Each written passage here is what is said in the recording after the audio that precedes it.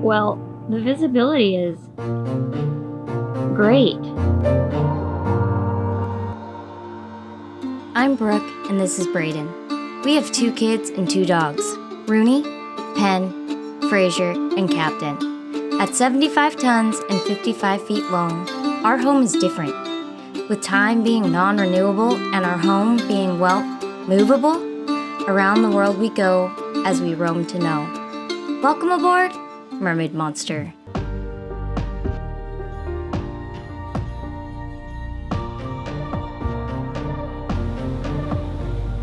Alright, let's step over those. So, we are at our anchorage spot. That's Gurney's Resort here in Newport. We thought we would just move because it's free to anchor and it costs 65 bucks to moor, so why not anchor?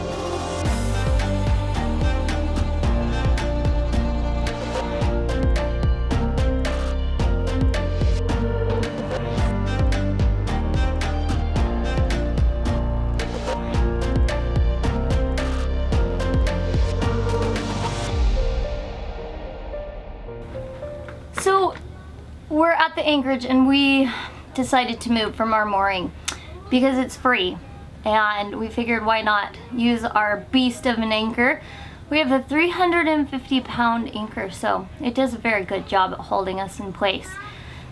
I have previously explained how scope works when you're paying out, or when you're dropping the anchor. I will try to link the video that talks about anchoring specifically and the formula that you use to find how much chain to put out.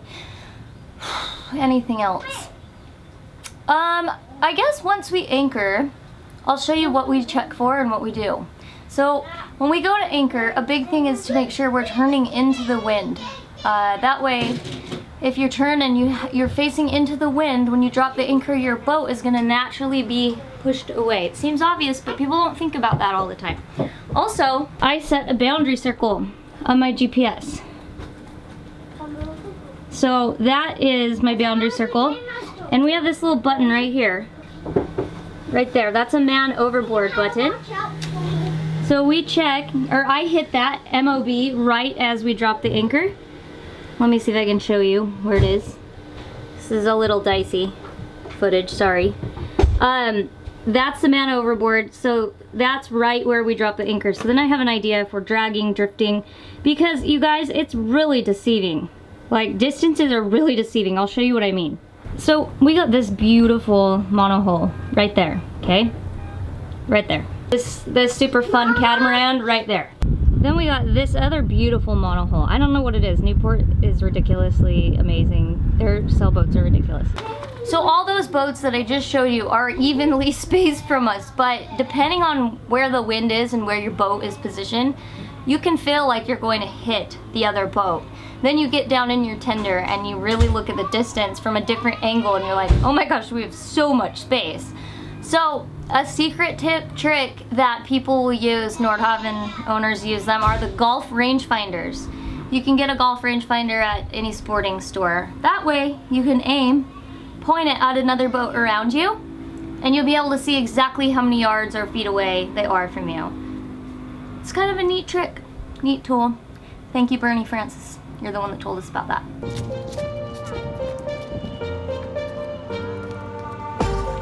After conquering important tasks such as dog walking, night cruising, and claw machine conquering, winning 12 stuffed lambs, llamas, unicorns, and species unknown to me, we decided to visit Block Island for the day. But first, we were surprised with a fireworks show right off the bow of our boat.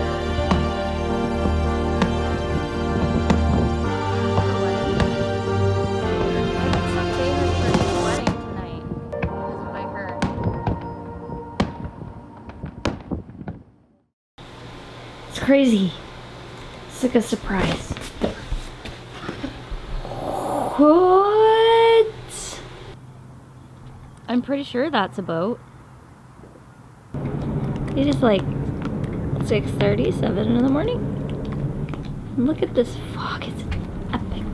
You give me a high five? Yeah! What's that? What? It's your dragon! What do you think of this Foggy Foggerson? Look at this. You can't see a darn thing. I can see the fairy.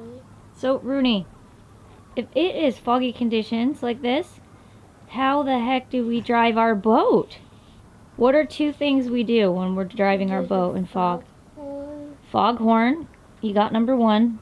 And what else? Fog light. Fog lights, sometimes. But, yeah, that's true. I didn't even think about that one. Good call. The very important one that we do is... The very and most important one that we use is our radar. Our radar is solely what we rely on when it's thick fog conditions like this, because not every boat has AIS. And AIS is a system that allows you to track other boats. Not all boats have AIS, or they're not put into AIS. So radar is crucial when you're going through fog. It's not just that you can see other boats, but so other boats can see you, because while we only cruise 7.5 knots, these high-speed ferries are flying. And, you know, you can hear this foghorn in the back. Distance, I don't know how far away that is. I have no idea. And all I know is it freaks me out when I'm driving a boat and I hear a foghorn, but I have no idea how far away it is. So it's essential to use your radar.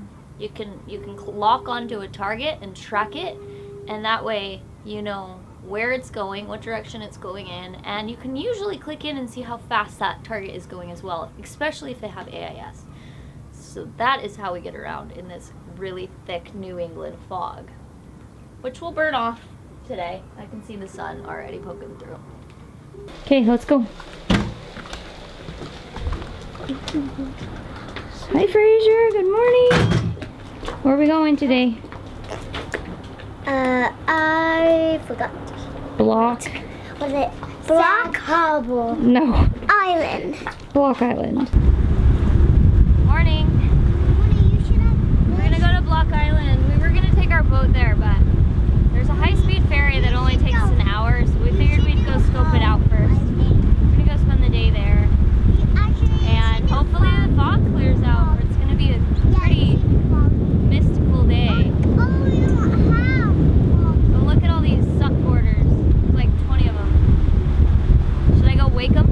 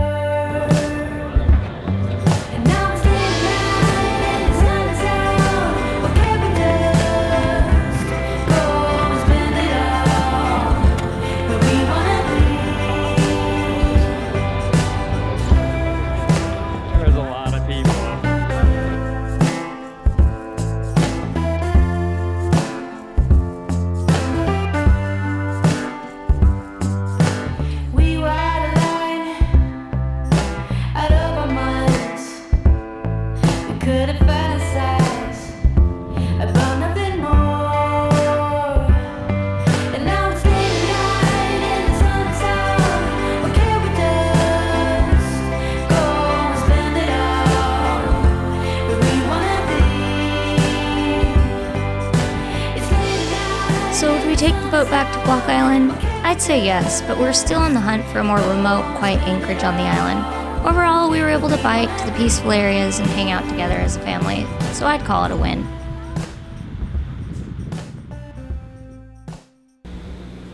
It's moving day.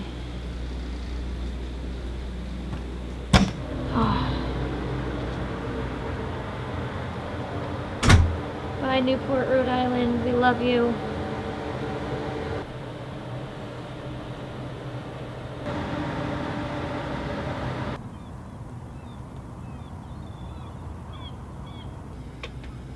Hello, Jesus. Ow, Captain. Get out of here. You look really like an angel Here, take this, flying the please. drone this morning. No, take this. Don't do that. You Come look on. like an angel. Take this. Morning. Someone asked me how we eat on a boat. Yes, folks, they asked me how we eat. Well, we have an ice maker, and we have this really amazing, I think it's a new invention. It's pretty modern. It's called a fridge, and it has our food in there. And then we have this other modern invention called a stove, and this other one called, sorry, that's an oven and a stove.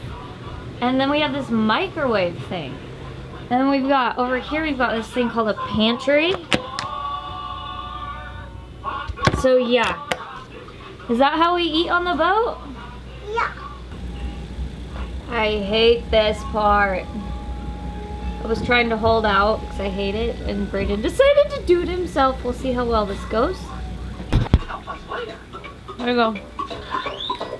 Veggie chips for breakfast. Here you go.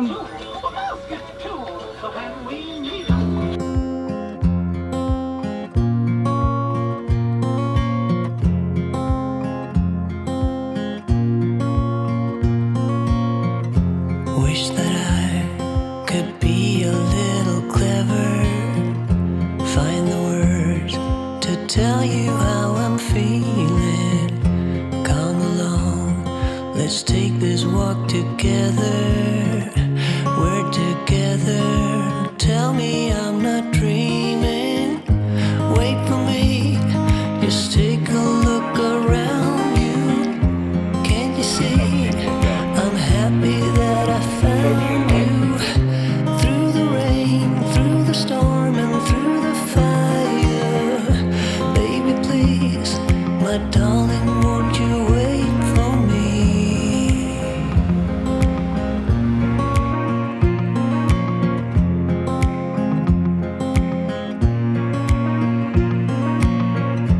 Talk to me, let's have a conversation. Find the words to tell me how you're feeling. All I'm asking is have a little patience. Little patience, I don't wanna be dreaming. Wait for me, just take a look around you. Can't you see, I'm happy that